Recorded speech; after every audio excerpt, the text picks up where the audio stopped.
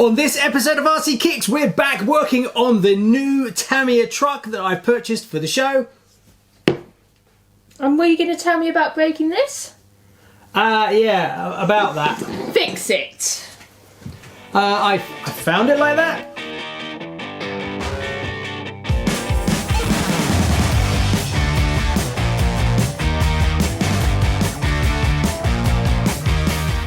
Hi and welcome to RC Kicks. On today's show, just an update video for you in regard to the truck build. It is coming soon, but if you haven't seen the unboxing video, I'll put a link up here, go check that out. But I put some questions to people out there that have got more experience with this, and one was what motor to get. So a lot of people came back and said get the Carlson 80 turn, which I've done. It's a pretty cheap motor, but it's much more in keeping with a truck versus the silver can that comes in the box.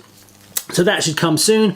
The other one was whether I should get the MFC-03, which is the brains of the truck. It gives you vibration, lots of sounds, lots of LED lights to bring the truck to life.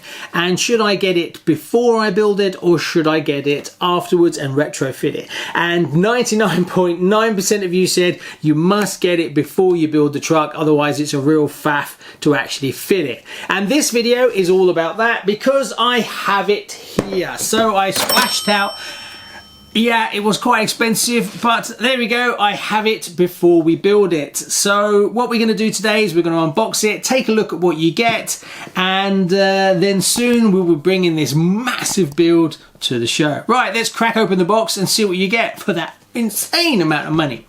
Right, so let's just look at the features and functions that you get in the MFC-03 for that expensive amount of money. Well, on the back it says sound effects. Now you get a bucket load from key in ignition, alarm, engine preheat, preheating, engine start, successful, engine fail. So that's pretty cool. You can actually fire it up to get it to start, and if you don't engage, I think the accelerator or something like that, it won't start. It will just and then it will stall itself. Kind of like that. That's pretty good. Running without trailer. So obviously there's this different sound as the truck is pulling a trailer, which is, you know, the attention to detail is pretty cool. Engine stop, upshifting, downshifting, horn A, horn B, coupler attachment and detachment. So as you reverse the tractor into a trailer, it will actually make the sounds of the clonking as it connects. That's pretty cool. Operations, steering, throttle, main beam, horn, indicators, clutch, engine start, operation trailer, detachment. It goes on and on and on. So you can actually remotely control the detachment of the trailer from this, which is pretty cool. Also, I think if you get an extra module, you can drop the legs down on the trailer, so you can do a hell of a lot with this, which is quite impressive, and so you should, going on the price. Right, let's open it up and see what you get in the box. The box is pretty cool. Now, one thing I noticed that this came out in around February 2014, so it's been around for quite a while. Maybe there'll be a new one, but the lifespan of these, looking at the previous versions, seem to be quite long. So I guess it's something they only really look at every sort of 8 years or so. Right, let's open it up.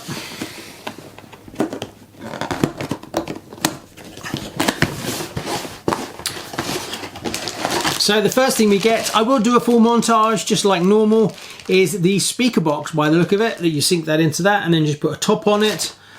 Pretty straightforward stuff. Then we get the replacement tanker parts so that you can actually hide the control unit. I thought it actually came in the kit itself, but I'm guessing you just swap this one out for the actual dummy tanker that you get on the truck, as well as a few other bits and pieces. Lots of light LED holding plates when you attach them to the actual body. Then what else do we have? A big fat manual. That's obviously something that's definitely going to be I'm going to have to spend some time reading that. Don't think I can really wing this one like I do normally. Then we get, what else do we get? We get some chrome bits. I'm guessing it's a box to hide bits and pieces in. And then there's some backing lamp chrome sections for the truck. Then what else do we get? Then we get the actual hitch and like a little coupler of some sort. And then a little box, not sure what the box is for. Then there's just a sticker Yeah, these are the stickers that you put on all the wiring so you know what goes where. And then there's the control unit, sort of front fascia that you've got to stick on yourself. And then there's just one more box here. So we've got a load of standard screws from Tamiya, attaching everything to the truck, I guess. Then we get a load of pull ties, which is kind of obvious with that much wiring. And then I'm not sure what that big black thing is. It looks like some kind of cloth, not sure. And then some sponge sticky bits. A bracket, it looks like that's part of the vibration kit, and the offset weight. And the bracket for attaching the motor, the little vibration motor. And then we get some ceramic grease and a couple of little dinky screwdrivers, some metal backing plates for some LEDs, that's more of them. Then we get all the wiring. It's all pretty straightforward stuff, really. I mean, the color coded well, and you just plug it all in, so that looks all right. Then we have the main controller unit itself. It's quite big. Yeah, you've got the reset button and everything, but you connect up the battery and the motor directly to this, and then I'm guessing these go to the transmitter receiver, the receiver box, I'm guessing, and then or maybe they go straight to the servos with some adapters or something. I honestly don't know. I haven't read the manual at all. For instance, that's what I need to do. It doesn't look like it's waterproof in any way. And then we get the little control box itself, which goes into the tank. So you can turn up the volumes, turn it on and off and that kind of stuff. So there you go. That's pretty much what you get for all that money. Right, we're going to cut to a montage and then we'll come back and wrap up. There is a few other bits and pieces that I need to do. I need to find a transmitter. Now, I was going to use one of my radio link transmitters, but I think it's probably best for me to get a proper truck transmitter. So if any of you got any recommendations, now budget is limited. This is the first truck and it's a bit of a money pit. So I want a good quality one, but not stupid budgets. Recommendations are appreciated. Right, I'll stop waffling. Let's go to a montage and then we'll be right back.